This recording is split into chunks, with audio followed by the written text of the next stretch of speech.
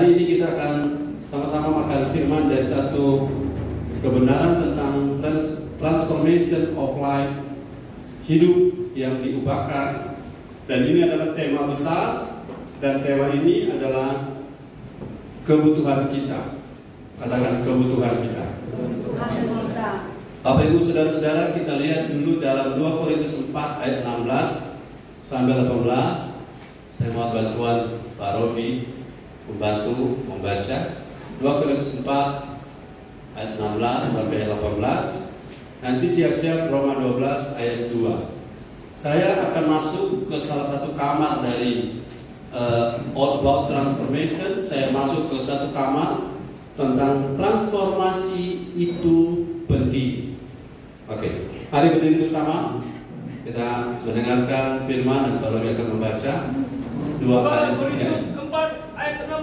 Firman Tuhan, sebab itu kami tidak tawar hati, tetapi meskipun manusia lahiriah kami semakin merosot, namun manusia batinnya kami dibaharui dari sehari ke sehari. Yes, terus. Sebab penderitaan ringan yang sekarang ini mengerjakan bagi kami kemuliaan kekal yang melebihi segala-galanya, jauh lebih besar daripada penderitaan kami.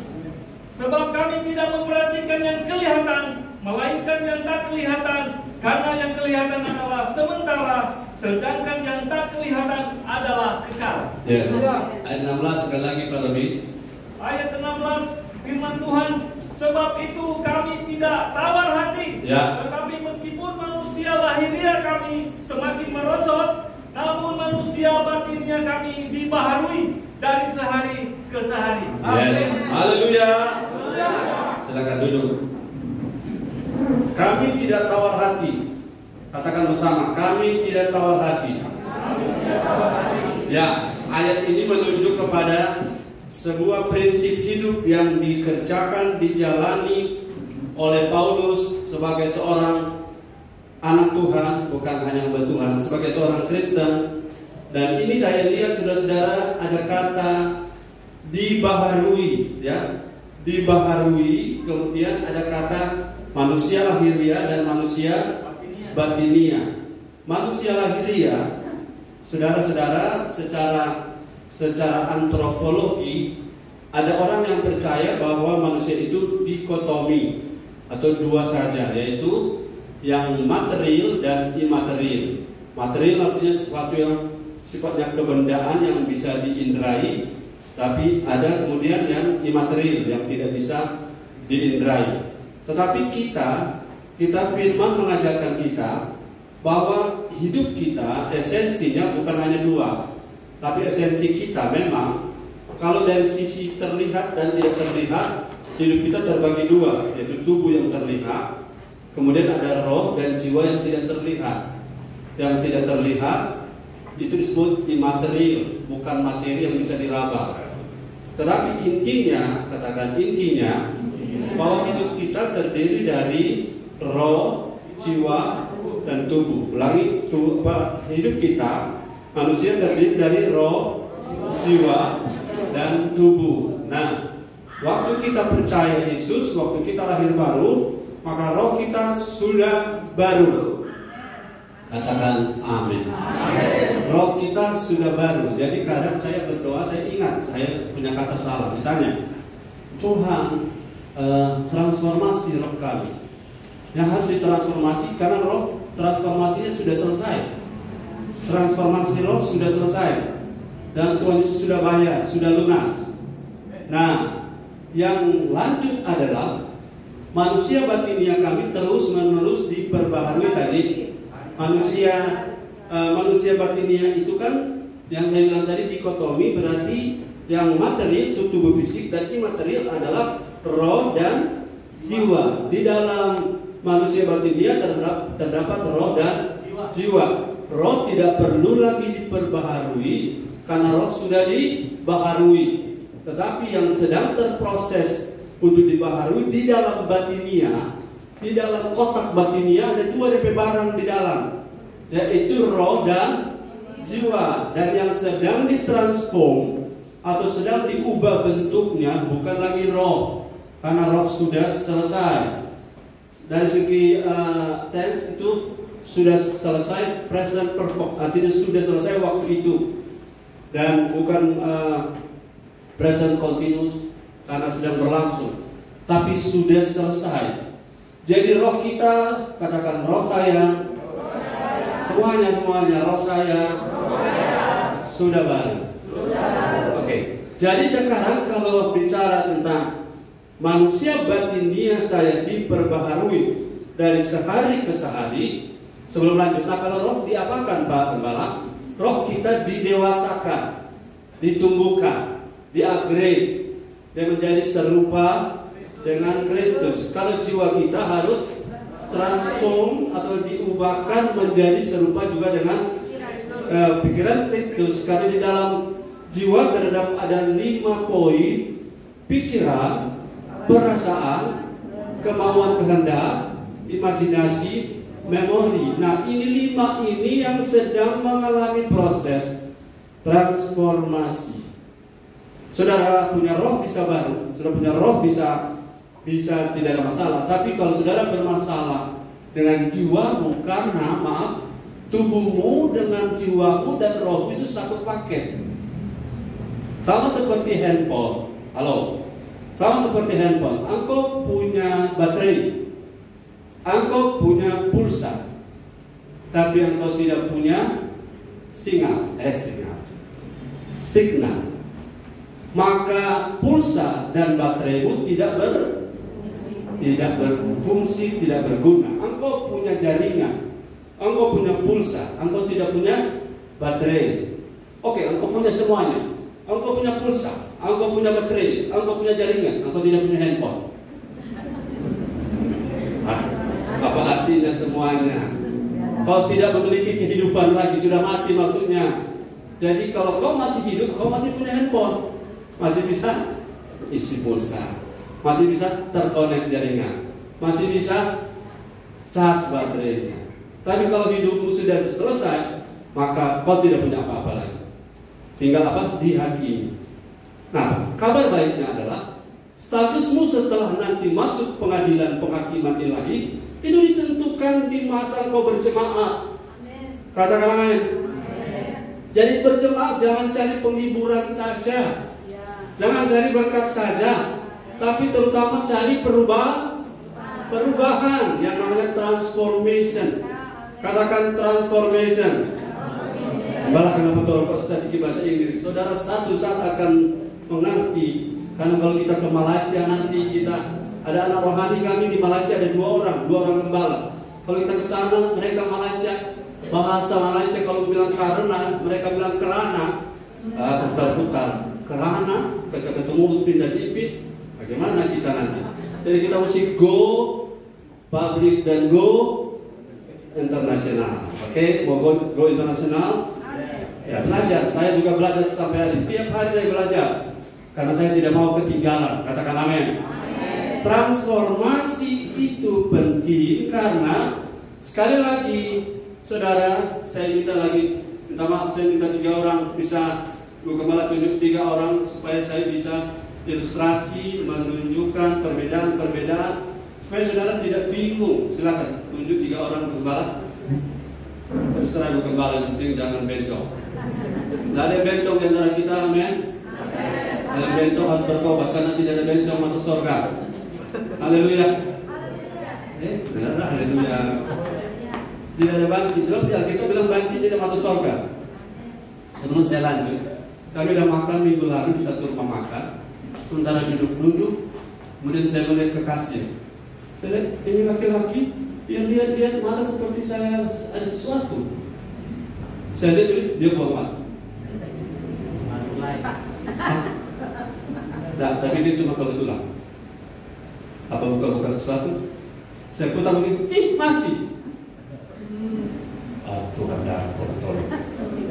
Saya sudah buka mobil, dia punya mata, masih. Tuhan tolong. Itu malamnya. Tapi besoknya kami juga ke tempat yang sama dengan beberapa pelayan. Tuhan, ini bapaknya ada gangguan sesuatu. Oke, 3 orang supaya dengar lagi cerita. Ferdi, Pak Sepang. Andri. Baik, mari 3 ini. Heri, Ferdi, dan Andri. Heri, Ferdi, Andri. Andri, mari cepat-cepat. Anda cepat, kita punya khotbah jadi pendek, begitu. Kalau lama-lama kita punya khotbah jadi lama. Manusia rohnya adalah Andri, manusia jiwanya adalah Ferdi, dan manusia jasmaninya adalah Heri, manusia roh di sini. Oke, gimana caranya? Manusia roh, saudara, ini satu kesatuan ya. Ini tidak bisa live hidup kalau ini sudah tidak ada. Betul? Ini juga tidak bisa, walaupun punya ini, punya roh, tapi tidak punya jiwa. Kalau saudara tidak punya jiwa, tidak ada ekspresi. Katakan amin. Bukan, saya mau kasih contoh di jiwa yang tidak ada ekspresi. Katakan amin. Bukan, kita mau kasih contoh. Katakan amin. Bukan, kita mau kasih contoh. Ada suruh, katakan amin, tidak bereaksi. Itu. Katakan amin. Jangan bereaksi maksudnya. Jadi ketika saudara tidak ada jiwa, tidak ada ekspresi, sudah menyanyi tadi seperti patung sandra. Dan seperti patung sandra sekarang harus bertobat. Apa boleh datang sini kalau nonton? Jiwamu harus ikut. Maka Daud bilang, roh Daud bicara pada jiwanya. Hai jiwaku, Hai jiwaku, apa? Pujilah Tuhan. pujilah Tuhan. Nah, Quran jiwa bilang pada tubuh, hai tubuhku, Hai tubuhku, bertepuk-tepuk tangan. tepuk-tepuk tangan. Jangan cuma keluar dada. Keluar dada. Itu apa datang? Lebih pulang. Bebelan dari kita. Haleluya. Jadi kalau saudara mau datang pada Tuhan, masa cuma roh dan jiwa, tubuhmu tidak? Halo, yang malas mager-mager itu harus berubah. Harus berubah, katakan kita harus berubah. Karena kau diciptakan untuk kesenangan Tuhan, amin. Kau diciptakan untuk kebanggaan Tuhan. Kalau kau tidak bereaksi, sama saja dengan lebih baik kok. Saudara, saya punya bahasa begini. Satu saat para cowok dan para cewek akan berkata begini, tidak layak mempertahankan pasangan yang tidak mau berubah. Betul? Begitu juga dengan tidak layak mempertahankan tubuh yang tidak mau merespon. Roh ini di-upgrade jadi dewasa, jiwa ditransformasi menjadi serupa Kristus, dan tubuh menjadi kendaraan. Menjadi apa? Rohmu suka, tapi tubuhmu yang bisa jadi masalah. Tubuhmu tidak bergairah. Gairah di sini ya. Operasinya, eksekusi fisiknya di sini. Tapi kemauan yang roh penurut ada di mana? Rohmu memang penurut ada di sini. Dia mau ibadah, Masalah-masalah kan banyak kerja. Katakan amin, roh. Amin. Amin. Roh juga harus bertobat kan? Iya. Yes, haleluya. Jadi saudara, roh ini mau, roh penurut, tapi daging lemah. Daging itu bukan tubuh sana, tapi kedagingan atau sarx. Kalau tuh sarx, kalau tubuh sana soma. Kalau ini sarx. Sarx itulah yang membuat tubuhmu dikomando oleh sarx dan rohmu merana. Rohmu tidak berdaya. Karena yang mengeksekusi adalah tubuh kita. Kalau saudara ada di ibadah, roh, jiwa, tubuh kita harus merespon. Katakan amin. Roh, jiwa, tubuh harus merespon. Sebab kalau saya tanya misalnya ada hamba Tuhan tanya ada amin, so tidak merespon, ya apa gunanya punya tubuh? Amin. Katakan amin. Kalau saudara tidak punya tubuh, kami maklum, apalagi kalau ngomong. Tapi kalau bisa bicara, apalagi Pak Feto jago, terus mengatakan amin susah. Salah rohmu akan bilang begini. Kalau tubuh tidak merespon ya, roh akan bilang begini. Roh dan jiwa bercerita, mana asal orang tua ada tinggal pada dia. Coba. Karena apa? Korbannya lemah.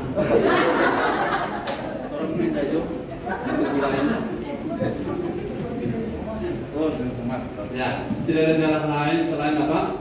Jiwa di transformasi, dan ini dua ini komando pada tubuh. Hari tubuhku. Maka ayat bilang tadi Roma 12 ayat 2. Ayat Pak Robi.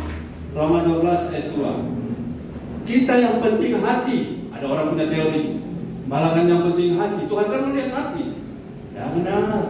Kalau dari sisi sandiwara, Tuhan bisa lihat sampai di hati. Tapi Tuhan bukan melihat hati dan mengabaikan tubuh, benar? Ya. Oke, ayat 2, 1 dan 2. Roma 12 ayat 2. 1 dan 2, minta maaf. 1 dan 2. 1 dan 2. Ya. Karena itu saudara-saudara, demi kemurahan Allah, aku menasihatkan kamu supaya kamu mempersembahkan tubuhmu sebagai persembahan yang hidup, yang kudus dan yang berkenan kepada Allah. Itu adalah ibadahmu yang sejati. Ayat kedua, janganlah kamu menjadi serupa dengan dunia ini, tetapi berubahlah oleh pembaharuan budimu, Ya. sehingga kamu dapat membedakan manakah kehendak Allah, apa yang baik, yang berkenan kepada Allah, dan yang sempurna. Yes. Yes. Ayat 1 menunjuk kepada tubuh, betul? Persembahkan apa? Persembahkan tubuhmu. Ayat 2 menunjuk kepada, kalau kata budi menunjuk kepada jiwamu. Nous, ya. Jiwamu, pembaharuan budi.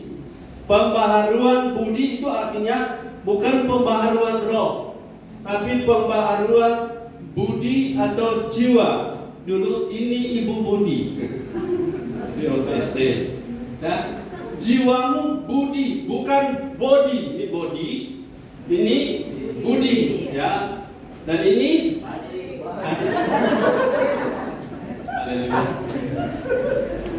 jadi saudara dan saya, kalau mau ditransformasi, ingat arah objeknya bukan di roh, karena roh sudah selesai. Jadi maaf kalau saudara meninggal dunia, saudara yang penting jangan mualaf, ya. Maksudnya jangan tinggalkan Yesus. Saudara pasti di surga. Katakan amin. Tapi kalau jiwamu masih, jiwa lama ini tidak ditransformasi, rohmu akan jadi korban. Katakan jadi korban. Jadi korban penganiayaan dari jiwamu. Jadi jiwa menganiaya roh, karena jiwa ini tidak mau ditransformasi. Paham? Yang paham bilang amin. Jadi kalau kita berbuat salah, berbuat ini, berbuat itu, susah diatur dan lain-lain, itu bukan masalah rohmu, tapi masalah jiwa. Haleluya. Orang yang sama di kata pembaharuan, coba lihat kata pembaharuan. Ayat 2 Pak Robi sekali lagi, pembaharuan. Janganlah kamu menjadi serupa dengan dunia ini, tapi berubahlah oleh pembaharuan budimu. Ya, kata berubah dan kata pembaharuan itu pakai kata bahasa Inggris ada? Coba lihat. Pak Robi ada bahasa Inggris? Siap, tidak ada. Jawab Pak Robi, akurat betul. Karena itu saudara-saudara, and be not conformed to this world, but be in the version, but be transformed by the renewing of your mind. Mind itu budi, mind itu pikiran, mind itu jiwa. Jadi harus di-transform atau renewing atau renewed mind, pikiran yang diperbarui.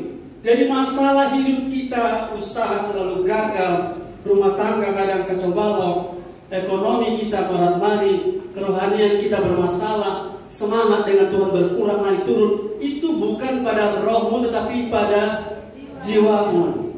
Kalau jiwamu yang harus diperbaharui dari sehari ke sehari tadi, toh? Day by day, ya, bukan minggu per minggu. Saudara seminggu sekali ibadah sudah rasa hebat, itu belum. Karena perubahan harus sehari, hari per hari, hari demi hari. Nah, ayat ini bilang bahwa saudara harus transformasi, ditransformasi. Orang yang sama, oke, hapus yang jiwa tubuh. Saya meminjam 3 orang ini untuk menjelaskan kata transformasi. Katakan transformasi. Nah, transformasi itu di dalam bahasa Inggris transform itu kalau saya lihat saudara-saudara, kata yang digunakan adalah metamorpho. Loh, kata ulangi. Kata apa? Metamorpho. Saya berubah. Bahasa Yunaninya metamorpho atau metamorfosis. Masih ingat? Metamorfosis. Metamorfosis adalah perubahan. Form itu bentuk. Meta itu bukan metal. Meta itu adalah perubahan. Metamorpho, saya berubah, I change. Metamorfosis itu adalah perubahan dari apa? Ulat jadi kepompong dan akhirnya menjadi kupu-kupu. Nah, sederhana begitu itu arti perubahan. Halo, perubahan, katakan perubahan. Perubahan adalah proses metamorfosis dari wujud semula. Wujud pertama, saya tanya, wujud pertama dengan wujud kedua dan wujud ketiga apa sama? Beda. Itu namanya transformer. Tahu transformer? Mobil berubah menjadi robot. Robot menjadi mobil. Tiba-tiba robot berubah menjadi tape recorder. Dia sudah dalam rumah, kita tidak tahu dia robot. Betul? Transformer namanya. Dan transformator itu siapa? Martin Luther. Mengubah doktrin yang sudah salah beratus-ratus tahun. Jadi kata metamorpho itu adalah perubahan bentuk seperti perubahan metamorfosis pada kupu-kupu. Halo, mari kita ilustrasikan ketiga mereka. Ini rupa tabung gede. Yang maaf saudara, yang pilih ulat di antara ketiga siapa ya? Yang dipegang dan banyak. Hah? Ini? Oh iya, maaf Pak, Anda berpindah ke sini. Yang menurut Anda kalau dia bergaya itu mirip kupu-kupu, siapa di antara? Oh ini, tadi ulat. Dia ada di posisi yang mirip kupu-kupu kalau dia bergaya di antara dua ini. Saudara belum kenal aslinya karena aslinya itu mirip seperti yang saudara lihat. Katakan haleluya. Gaya ulat bagaimana? Gaya ulat.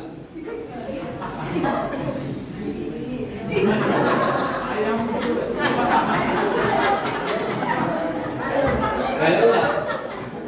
Ulat gatal. Satu kali kami main game dengan Joanna. Binatang dari D, domba. Pas binatang dari G, mau Joanna bagi gaya gatal. Bila coba gaya jadi gatal nggak usah. Berapa banyak yang tahu saudara yang suka gaya gatal? Ada? Semua rata-rata kita tidak suka gaya gatal, makanya jangan jadi gaya gatal. Coba gaya gatal.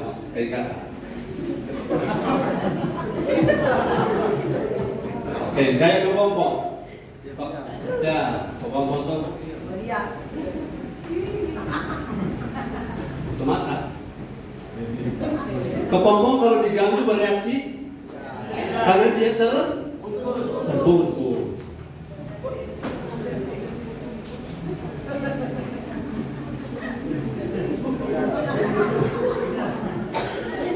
Oke, gaya kupu-kupu, ini bukan gaya berenang ya.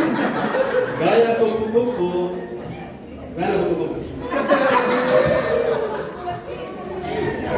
Oke, saya tanya, kalau ada burung pemakan, dia lebih suka makan kupu-kupu, makan kepompong atau makan apa? Nah, secara teori burung yang tukang makan, dia kalau ketemu tiga barang ini, dia tidak tetek kupu-kupu. Dia tidak tetek kepompong. Karena kepompong tak bungkus dalam daun pisang. Betul? Tapi kalau dia ketemu ini makanannya. Saudara mau berubah? Saya mau berubah. Dan perubahan itu sepanjang hidup. Karena kalau kita tidak berubah, bahayanya banyak. Ya, coba gaya terus. Abraham jadi burung Pak Deto.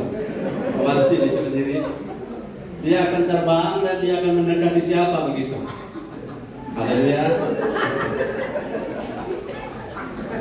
Kalau ini tidak dia. Kalau itu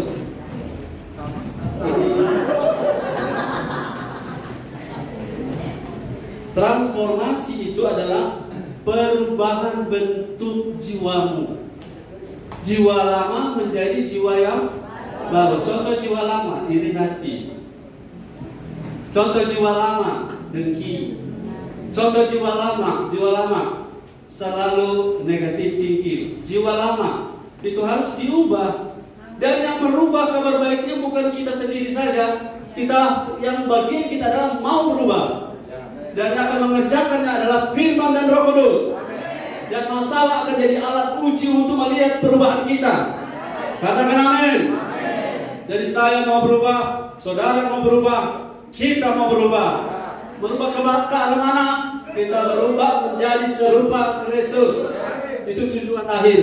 Jadi saudara bayangkan beda sekali antara ulat, kepompong dan kupu-kupu.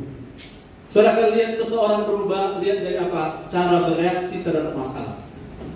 Cara bereaksi terhadap tantangan, godaan, cara bereaksi terhadap tawaran, cara bereaksi terhadap penolakan, cara bereaksi terhadap perasaan sakit hati ketika dizolimi oleh orang-orang. Itu adalah ukuran kedewasaan. Dan saudara makin lama secara positif makin tahu kehendak Tuhan. Tapi itu belum tahu bilang karena itu bagian dari kontrak. Terima kasih, kupu-kupu silakan pulang. Jangan salah pulang ya. Pulang ke rumah. Kepompong silakan. Burung mau kemana? Haleluya. Saudara-saudara, saya tanya satu hal. Apakah seseorang yang dalam kepompong boleh keluar dari kepompong menurut waktu dia? Tidak. Ulangi. Apakah seseorang di dalam kepompong proses pembentukan, proses transformasi dapat keluar menurut waktu dia? Tidak. Jawabannya tidak bisa bakal. Kenapa? Ada seorang anak melihat sebuah kepompong yang sudah terbuka sedikit dan dia melihat ada makhluk yang sedang keluar dan anak itu membantu mempercepat keluar itu yang mau keluar dari kepompong.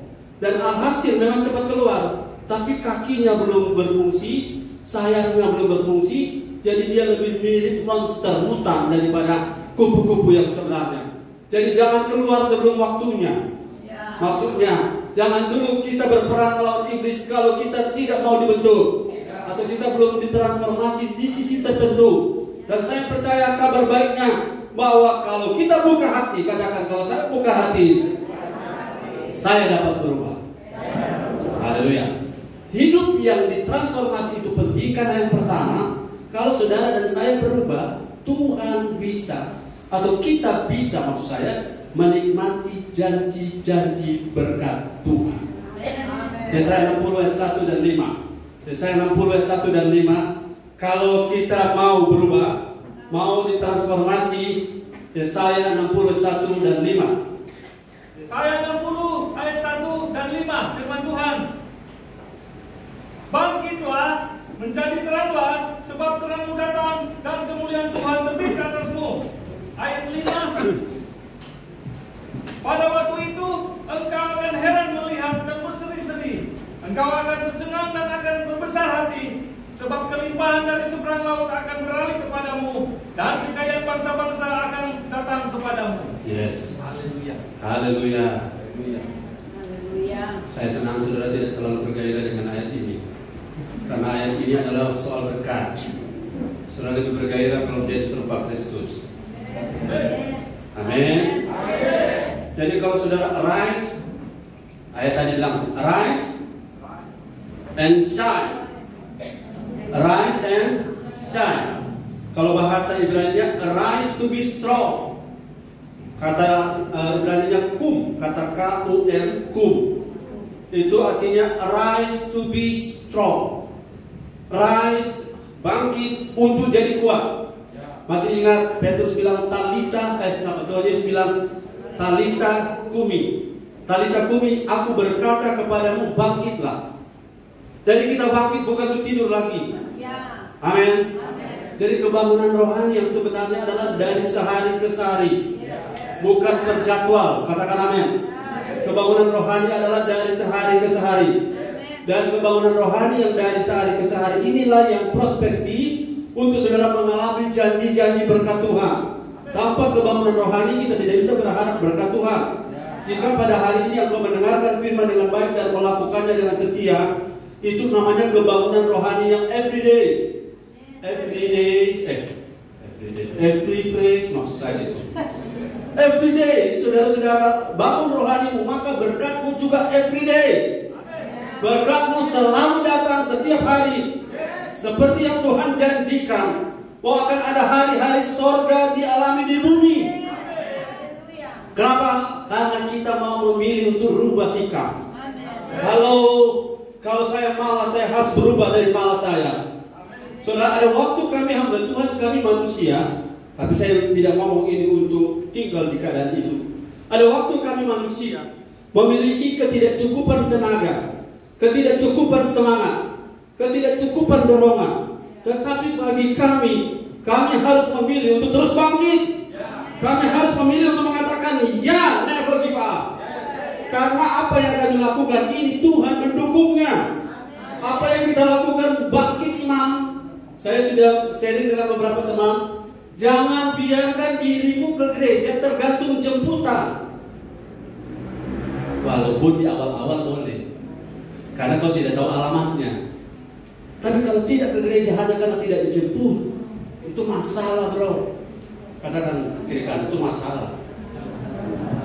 Karena kalau sampai kiamatnya nggak orang jemput, bagaimana? Haleluya.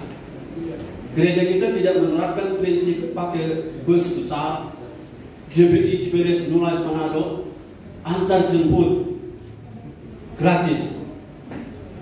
Kalaupun ada yang menyumbang boleh, tapi mental kita bukan mental seperti itu. Kita yang harus memilih untuk bangkit. Karena tanpa kita bangkit kita tidak bisa apa-apa. Berkat jauh dari kita. Berkat mengejar kita dari belakang. Ketika saya memilih untuk rise to be strong, dan rise to be shining, untuk bersinar, bercahaya bagi banyak orang. Haleluya, kekayaan bangsa-bangsa. Saudara, 2023 ada banyak orang ngomong ini, ngomong itu, saya tidak takut. Saudara tidak perlu takut. Karena kita ada hidup dalam kerajaan Allah. Dimensi kita berbeda. Saya tidak ingin bawa firman hanya untuk membuat orang ketakutan, hanya untuk membuat orang ragu-ragu, hanya untuk orang lebih takut pada iblis. Kita harus lebih takut dan hormat kepada Tuhan yang mencukupi segala kebutuhan kita. Asal kita rise, bangkit, beriman. Krisis bisa terjadi. Ingat di tanah Mesir, Tulah 10 itu terjadi di Mesir, tapi tidak di Gosen. Gosen itu tempat kediaman orang-orang pilihan Allah. Kita di bumi yang sama, Manado yang sama, tapi dimensi kerajaan kita berbeda. Berbeda karena kita hidup dalam kerajaan Allah. Kalau saudara dan saya cari dahulu kerajaan Allah dan kebenarannya, maka segala sesuatu akan ditambahkan. Prinsipnya jelas. Jadi 2023 apapun yang terjadi secara ekonomi, krisis negara adidaya, krisis negara besar, saya tidak ngomong karena saya punya bidang. Krisis mereka akan berdampak pada kita. Tapi dampaknya saya yakin kalau Tuhan beracara di Indonesia, dampaknya pasti positif. Haleluya. Kalau BBM naik juga, berkat Tuhan kasih lipat 3 kali. Apa artinya BBM naik? Amin. Kalau BBM 10 kali dan Tuhan naikkan berkat kita 100 kali, apa artinya 10 kali? Karena bagi Tuhan tak ada yang mustahil. Jadi bagian kita adalah jangan lemah. Jangan malas. Jangan malas. Yang keras. Karena malas membuat kita kehilangan berkat. Orang di luar Tuhan saja yang malas, itu tidak dapat apa-apa. Apalagi dalam Tuhan, mempermalukan Tuhan yang rajin. Haleluya.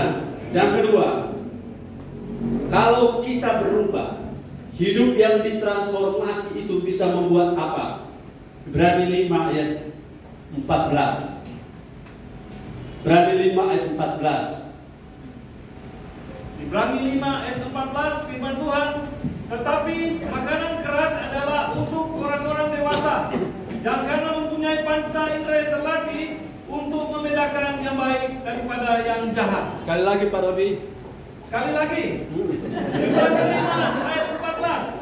Tetapi makanan keras adalah untuk orang-orang dewasa yang karena mempunyai panca indera yang terlatih untuk membedakan yang baik daripada yang jahat. Kalau kita punya 1000 pelayan seperti ini, heboh keluarga. Karena sesuatu yang seperti ini nilainya lebih tinggi daripada yang lain. Haleluya. Jadi ketika saudara dan saya tertransformasi dari sisi makananmu, katakan makanan.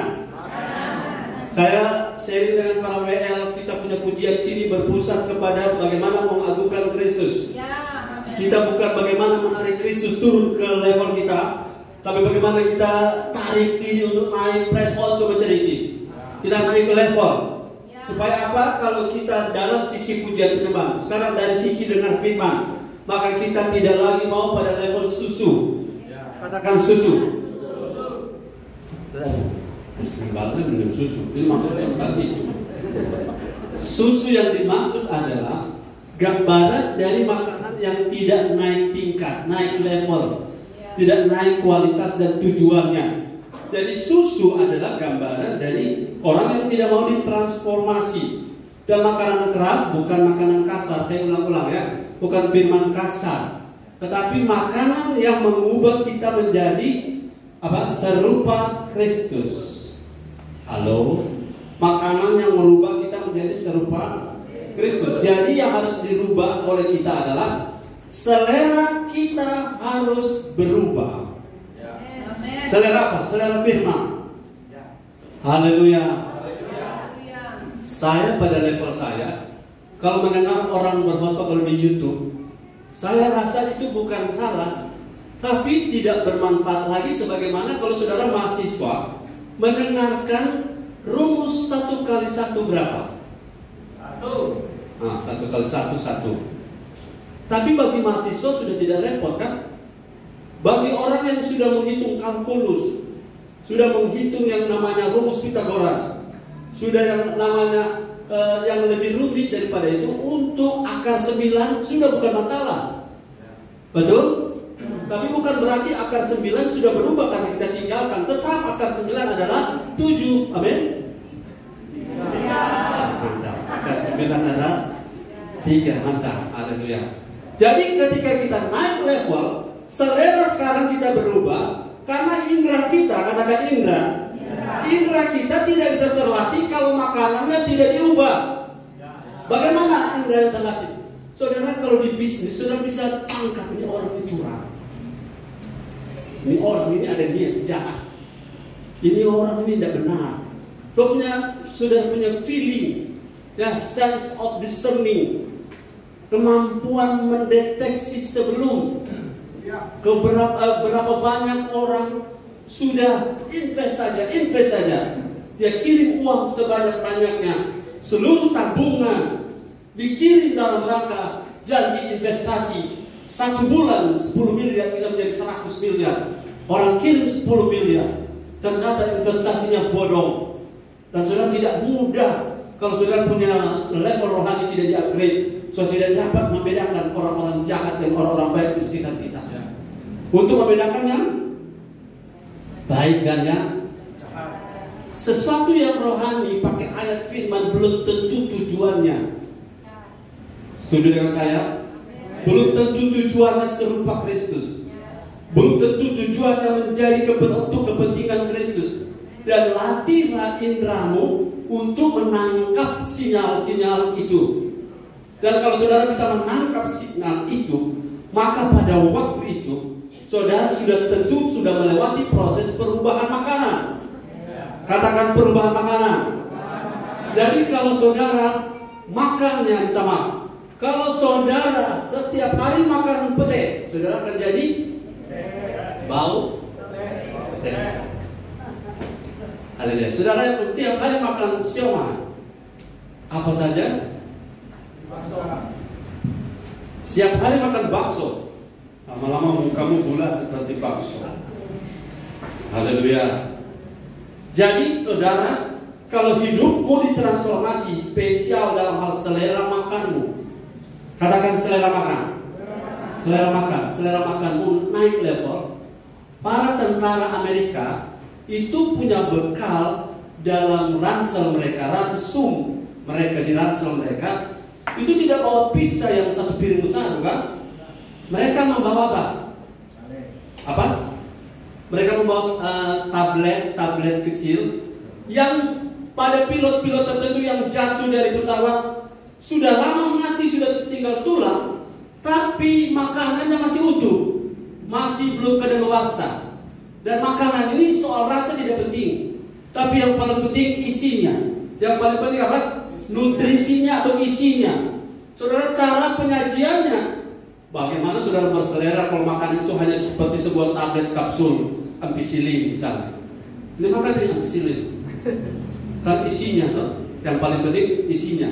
Bagi orang-orang level tertentu, selera maksudnya, rasa itu bukan masalah. Yang penting isinya. Katakan amin. Haleluya. Jadi transformasi dari kualitas atau bentuk makanan akan membuat indera kita jadi tajam, jadi terlatih untuk membedakan. Sekian banyak orang, saudara telepon kepada kami, mereka tanya hal-hal yang sebenarnya sudah lama lewat, harusnya sudah level naik. Mereka tanya hal-hal yang sebenarnya di level elementary atau di paling dasar, harusnya kita sudah naik. Katakan kita sudah naik. Karena indera kita sudah terlatih lewat makanan yang berubah. Haleluya. Saya percaya saudara dengan makanan yang berubah, saudara akan makin kuat di luar sana. Saudara akan makin strong menghadapi segala sesuatu. Dan yang ketiga, Matius 13 ayat 1 sampai 8.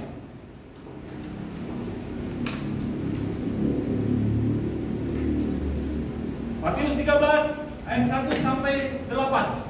Firman Tuhan dengan tema perumpamaan tentang seorang penabur. Ayat 1, pada hari itu keluarlah Yesus dari rumah itu dan duduk di tepi danau. Ayat 2, maka datanglah orang banyak berbondong-bondong lalu mengerumuni dia, sehingga ia naik ke perahu dan duduk di situ, sedangkan orang banyak semuanya berdiri di pantai. Dan dia mengucapkan banyak hal dalam perumpamaan kepada mereka. Katanya, adalah seorang penabur keluar menabur. Pada waktu ia menabur, sebagian benih itu jatuh di pinggir jalan.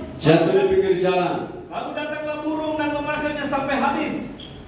Sebagian jatuh di tanah yang berbatu-batu. Yang tidak banyak tanahnya.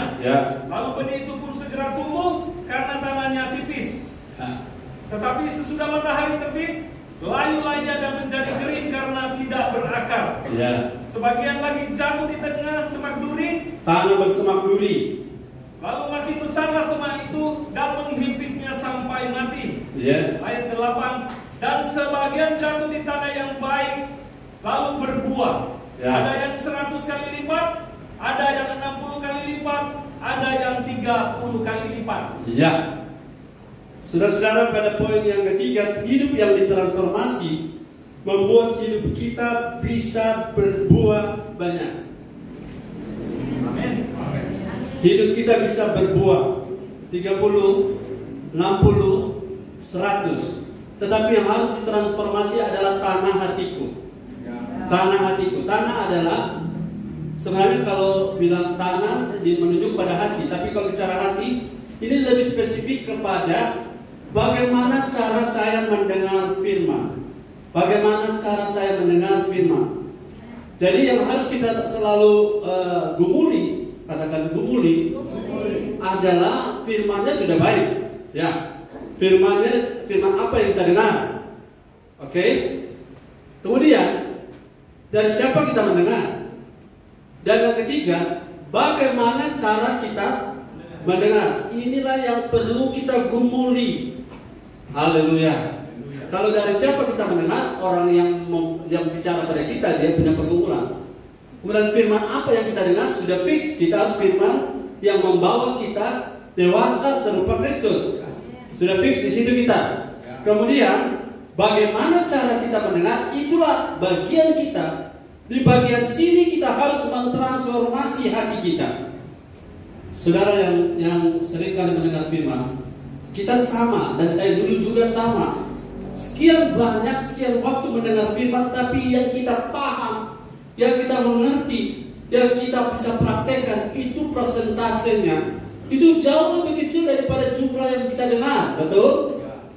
Persentase dari jumlah yang kita dengar, jumlah yang kita mengerti dan kemudian nanti yang kita kerjakan, itu lebih kecil dari jumlah yang kita pernah dengar.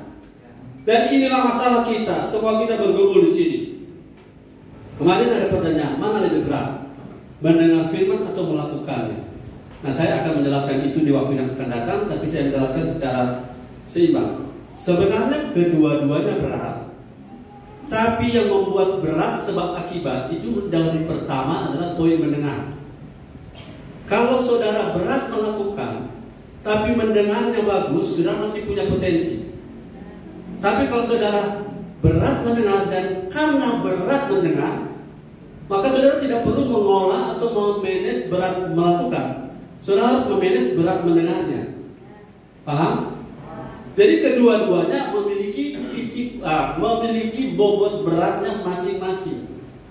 Tapi melakukan beratnya itu makin berat kalau mengertinya, kalau mendengarnya berat. Ulangi. Melakukan firman jadi berat, ikuti saya. Melakukan firman jadi berat, ikuti saya. Say after me. Melakukan firman jadi berat. Kalau waktu kita mendengar firman kita berat mendengar. Artinya kalau kita ringan dalam mendengar, maka semakin mudah melakukan. Haleluya. Jadi mendengar itu bahasa rumus begini, yang orang-orang sekolah. Mendengar itu, melakukan firman itu berbanding lurus dengan pendengaran firman kita. Ulangi. Melakukan firman itu berbanding lurus dengan kemampuan kita mendengar firman. Artinya semakin baik mendengar, semakin mudah melakukan. Setuju dengan saya? Tapi tiap-tiap bagian memiliki pergumulan beratnya masing-masing. Tangkap. Jadi lebih ringan, saudara bergumul di mana? Di mendengar. Haleluya. Apa masalah mendengar? Ayat 15, Pak. Harus ada terobosan transformasi di masalah mendengar, karena di sini titik masalah. Matius 13 ayat 15. Sebab hati bangsa ini telah menebal. Hati bangsa ini telah menebal. Terus. Dan telinganya berat mendengar. Dan telinganya berat. Dan matanya melekat tertutup. Ya. Supaya jangan mereka melihat dengan matanya dan mendengar dengan telinganya dan mengerti dengan hatinya. Ya. Lalu berbalik sehingga aku menyembuhkan mereka. Ini ayat ada 2 kali di Perjanjian Baru. Kisah 28 ayat 27. Maaf Pak Rodi, saya tidak kasih teks karena tidak sempat. Kisah 28 ayat 27. Bangsa ini telah menebal hatinya dan telinganya apa? Berat mendengar. Dan apa? Matanya melekat tertutup. 28-27. Kisah Para Rasul 28 ayat 27. Sebab hati bangsa ini telah menebal. Sama ya? Sama. Terus. Dan telinganya berat mendengar dan matanya melekat tertutup, supaya jangan mereka melihat dengan matanya, yes, dan mendengar dengan telinganya, haleluya, dan mengerti dengan hatinya, haleluya, lalu berbalik sehingga aku menyembuhkan mereka. Jadi transformasi terhalang bukan pada waktu kita melakukan firman, tapi pada waktu kita mendengar. Dan pada waktu kita mendengar, yang saudara saya sedikit sisip, ada 3 jenis kebutaan yang saya pernah ajarkan, yang namanya natural blindness. Orang yang di luar Yesus mengalami ini tidak akan mengerti firman sampai akhir, karena di luar Kristus. Tapi ada kedua, satanic blindness, karena pernah berhubungan dengan dunia setan, dibutakan. Dan itu harus ada doa. Tapi yang ketiga yang berbahaya, ini yang lebih berbahaya karena ini terjadi pada orang Farisi dan orang sudah dalam Tuhan, yaitu execution blindness. Jadi buta gara-gara berulang-ulang mendengar, menolak untuk mendengar. Dan ini namanya execution blindness. Itu tidak boleh ada di antara kita. Karena kalau Tuhan yang kuncinya dan orang bisa buka. Jangan ada orang yang masuk di area ini, execution blindness, tidak mampu mengerti karena Tuhan yang kunci. Ini aja. Tuhan bilang jangan sampai bangsa itu berbalik. Itu orang Farisi yang harus mendengar kalimat ini, orang Farisi. Saya dan saudara punya pergumulan yang sama. Mendengar itu harus ditransformasi. Haleluya. Hidup yang ditransformasi, yaitu dalam poin mendengar firman, itu akan membuat kita berbuah. Haleluya. Saya hanya sudah pernah gelisah dengan firman, satu dengan firman pernah. Yang jujur saja pernah. Sering. Saya pernah dulu. Tapi saya puji Tuhan, ini namanya transformasi.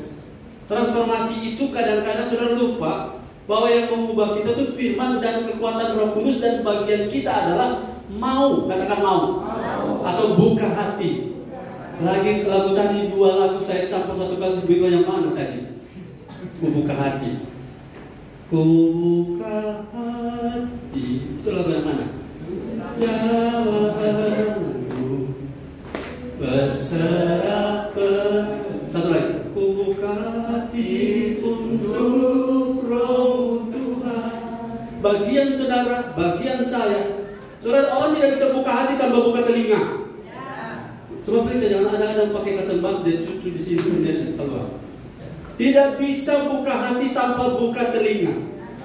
Karena orang makan buka mulut, orang makan firman bukan buka telinga. Karena telinga adalah jalan raya menuju makan rohmu. Haleluya. Haleluya. Jadi ketika saya merubah cara saya mendengar, jadi kita semua bergumul, katakan bergumul. Apalagi kalau saudara maaf ada gangguan perut, suka mencret. Itu dengan firman. Tapi saya pernah alami, saya sakit perut luar biasa di waktu lalu. Saya tunggu sampai firmannya selesai. Sudah itu saya ke toilet. Kenapa? Sakit perut itu tidak ada yang tahan, tidak ada yang bisa tahan kalau dia sudah mau keluar. Tapi yang masalah sudah tidak sakit perut. Sudah ada di toilet, bukan handphone. Itu adalah perjuangan. Itu pergumulan. Karena kalau kita melakukan berulang, ayat ini akan kena pada kita, tapi dijauhkan Tuhan. Tuhan keraskan hati. Kenapa mujizat 10 kali Firaun tidak buka hati, tidak bisa mengerti? Kenapa dia keraskan hati? Baca baik-baik, yang keraskan hati Firaun adalah Tuhan. Halo, Tuhan jangan keraskan hati saya. Saya mau Tuhan, walaupun tak berdaya, tapi saya mau. Saya mau, maka Tuhan Roh Kudus bekerja. Itu sebabnya saudara-saudara, bagi Tuhan tak ada yang mustahil. Bagi orang yang percaya juga tidak ada yang mustahil. Tapi mesti buka hati. Kalau buka hati, Roh Kudus bekerja. Dan salah satu kesalahan saya di masa lalu adalah saya sok tahu. Sok tahu itu berbahaya. Saya sudah tahu, diulang lagi terus. Saya sudah tahu itu. Tidak, sekarang diulang lagi, saya tetap makan terus. Dia kasih tahu ayat yang sama. Saudara, ayat di gereja ini paling terkenal ayat mana? Matius 6 ayat 33. Sudah berapa kali sudah dengar ayat ini? Sudah ratusan ribuan. Sudah jangan setelah dengar Matius 6:33, so tahu itu, so tahu. No. Saya harus dengar terus berulang-ulang. Saya harus makan terus. Saya tanya saudara, kemarin makan nasi, ya? Hari ini makan nasi lagi.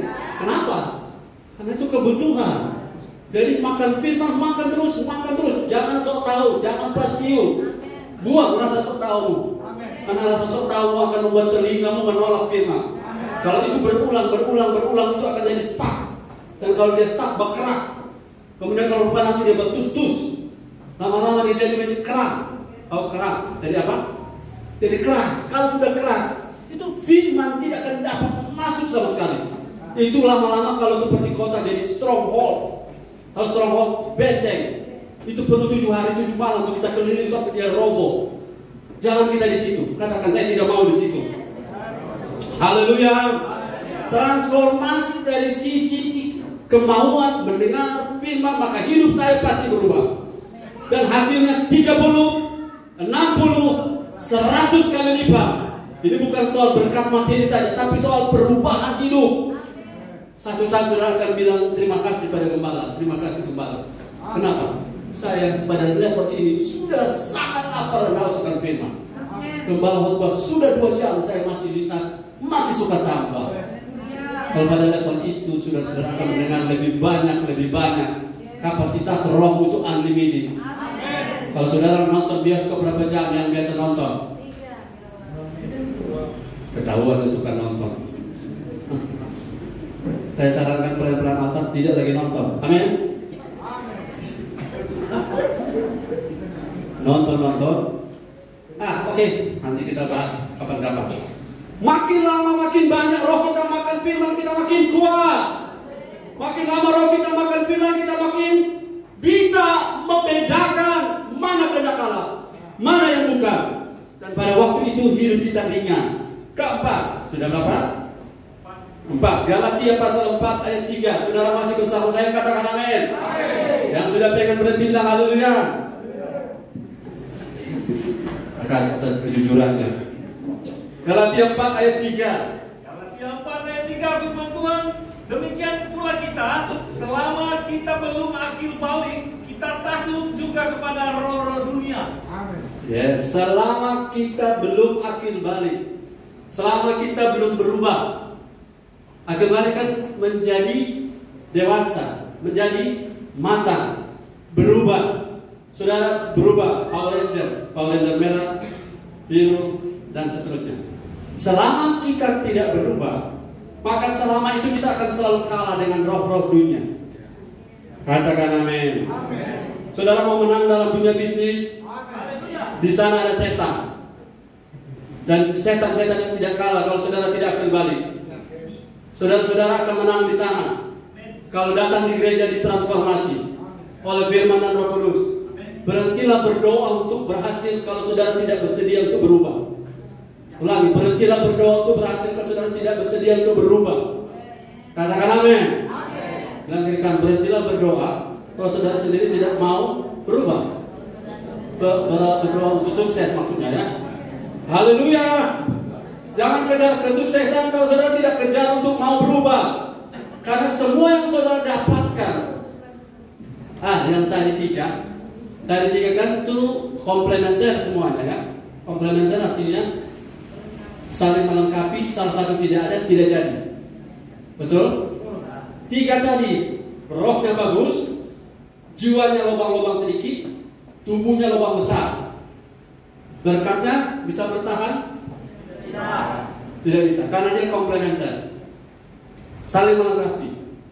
Kalau kitab Hagai bilang, kalau kau bangun bisnismu bagus, tapi kalau baik alammu tinggal keruntuhan, maka Tuhan akan mengembusi berkat-berkat. Maka kantong-kantongmu seperti memasukkan upah ke dalam kantong bocor. Upahmu 12 juta, tapi pengeluaranmu 12,5 juta. Masuk utang 500.000. Saya tidak mau seperti, saudara tidak mau seperti itu.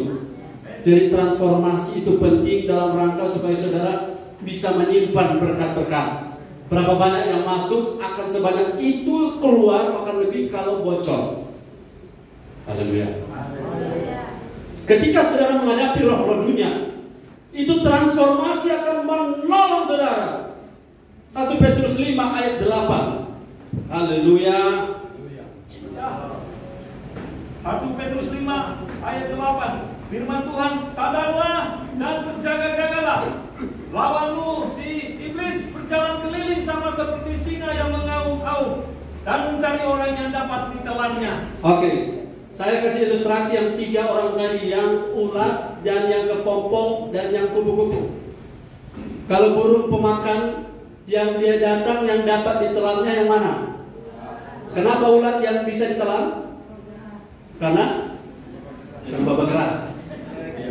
Karena ulat tidak, atau ulat saja belum bersedia diubah.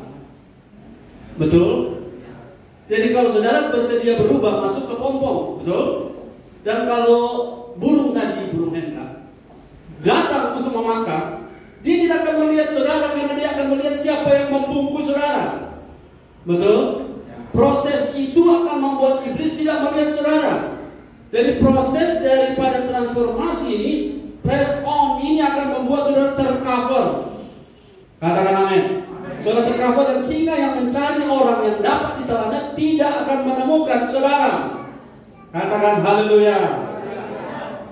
Saya tanya saudara-saudara, kalau ada burung raja wali dan ayam kampung, kalau ular patola datang, siapa yang dia dapat tangkap? Kenapa? Ya, ayam kampung tidak bisa terbang tinggi. Tapi kalau raja wali, dia bisa, bahkan raja wali bisa tangkap patola, dia bawa ke atas dan bisa mati di kekurangan oksigen. Saudara dan saya kualitasnya apa? Raja wali. Kita bukan kualitas ayam kampung. Saudara tahu kalau ayam kampung, ciri-cirinya ayam kampung?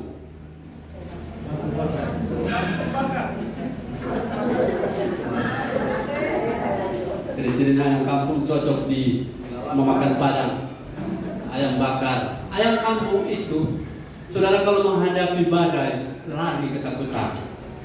Kalau raja wali menghadapi badai, dia makin terbang tinggi. Kalau ayam kampung disentuh sedikit perasaannya, langsung apa? Langsung apa? Mangkuyu, mangkuyu bilang apa itu mangkuyu? Oh, sorry. Maruku, merenung, lemah, tak berdaya. Tapi kalau raja wali datang badai, dia tetap tegak dan dia naik. Justru badai adalah alat bagi dia untuk gravitasi jadi nol. Dia punya sayap, dia kembangkan dan kemudian dia naik. Iblis tidak bisa mempermainkan saudara kalau saudara bersedia ditransformasi, bersedia naik level. Yang mau naik level, lambaikan tangan. Tadi poinnya, mau naik level sederhana, dengar firman, dengar baik-baik. Kalau dengar baik-baik, kalau perlu catat, amin. Kalau perlu buat video ya, haleluya. Kalau perlu buka lagi YouTube-nya, haleluya. Kalau perlu sharing di sel grupmu, haleluya. Kalau perlu kuatkan orang-orang di sekitar yang lemah, agar firman itu hidup. Yes, yang keberapa? 5. Yang kelima, 2 Petrus 1 ayat 10.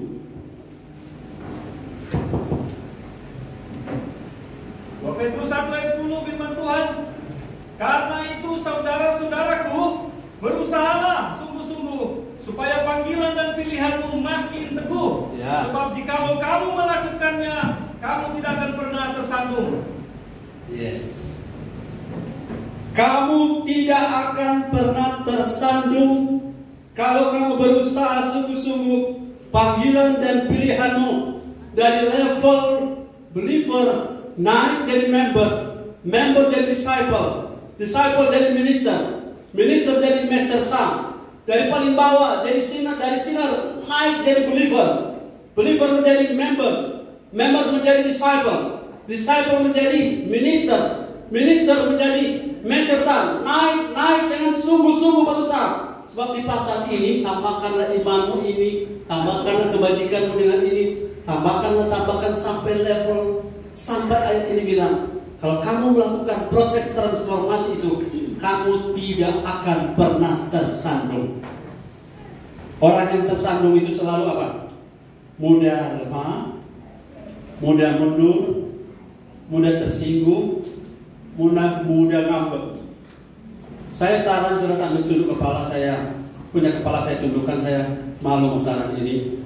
Saya saran, periode berakhir, tapi jangan ada yang mundur. Amin. Jangan ada yang lemah, dan jangan ada yang pensiun. Amin. Pensiun di kantor boleh, pelayanan tidak ada pensiun, kecuali sudah waktu Tuhan. Amin. Amin. Karena apa? Kalau kita terus bergelora dalam transformasi ini, kata ini, engkau tidak akan pernah tersandung. Kalau engkau berhenti di transformasi, engkau akan tersandung. Itu maksudnya. Kalau engkau berhenti dan menarik diri dari proses pembentukan, engkau akan selalu mengalami ketersandungan. Ketersandungan akan membuat engkau kecewa. Engkau akan melihat pendeta, engkau melihat pelayan, engkau melihat sisi lemah, sisi kurangnya, engkau kecewa. Dan inilah yang akan menjadi sasaran dari apa yang iblis kerjakan, mencari orang yang dapat ditelannya. Jangan lemah, jangan mundur, jangan kecewa, Jangan merajuk. Bilang ikan, jangan merajuk. Haleluya. Tapi Pak Gembala bilang tadi, kalau ada pasangan yang tidak mau berubah, tidak layak dipertahankan. Itu lain lagi. Biar Tuhan yang beracara. Saya percaya saudara-saudara, ini untuk anak muda ya, kalau yang sudah suami istri tidak boleh bicara begitu. Haleluya. Jadi transformasi yang kita jalani, kita hidupi, hidup kita berubah, membuat kita tidak mudah tersandung. Kata tersandung di sini, maaf saudara, dia punya bahasa agak ini, dia punya bunyi kata Yunani petaio. Petaio artinya orang muda jatuh dalam penderitaan yang tidak perlu. Orang muda jatuh dalam persoalan yang tidak penting. Jadi ada persoalan dalam atau proses yang perlu, tapi ada persoalan yang tidak boleh, tidak perlu. Dan orang akan jatuh ke sana kalau mereka tidak bersedia ditransformasi. Dan kabar baiknya kalau kita tertransformasi, kita akan tidak lagi pernah tersandung. Lihat orang, lihat apapun, kita tidak akan kecewa. Karena mata kita tertuju kepada Kristus. Nomor 6, sudah mau habis. Ayat 11.